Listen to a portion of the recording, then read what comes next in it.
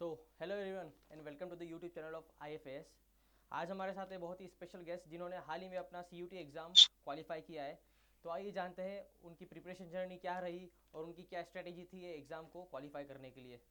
So hi Vishal, first of all congratulation for your success.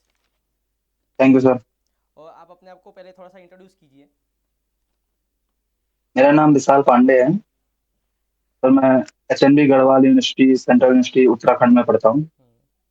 अभी मेरा BSc six same था और अपियरिंग मैंने दिया था। अपियरिंग थे बस। और आपने अभी एग्ज़ाम क्वालिफाई किया है।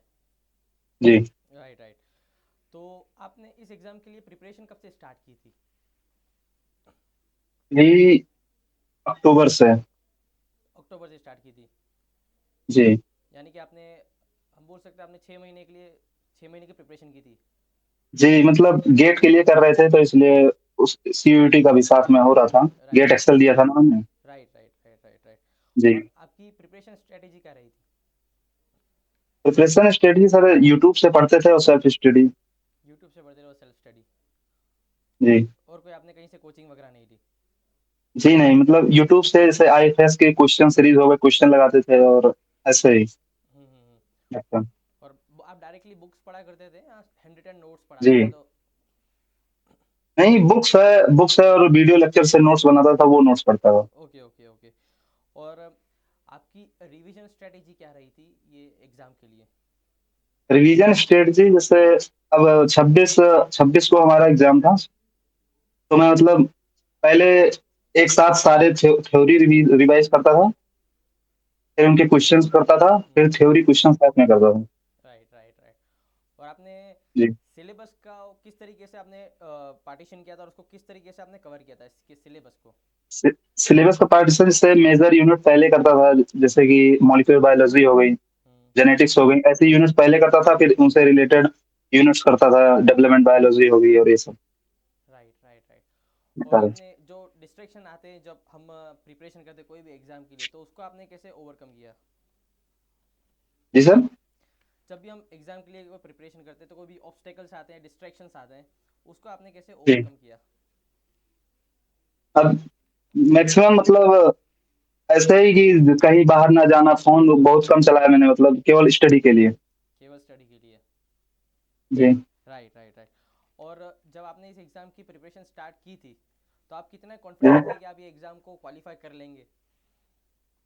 कॉन्फिडेंस मतलब गेट जब जब क्वालिफाई हो गया मेरा, हम्म गेट का एग्जाम हुआ था और फेब में था हम्म। 16 को, फिर एक महीने बचे थे।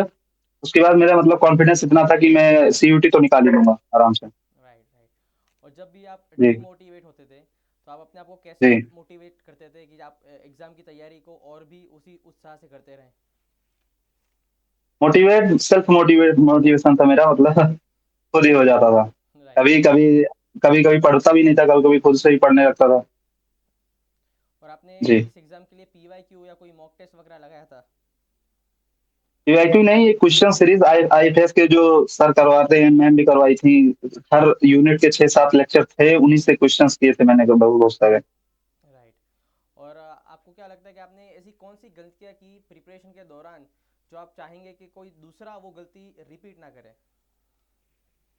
गलती यही थी कि लास्ट टाइम पे रिवीजन सही से नहीं हो पाया जिस तरह होना चाहिए, हम्म वो गलती ना करें। हम्म। और यही था कि सही से नोट्स बनाएं।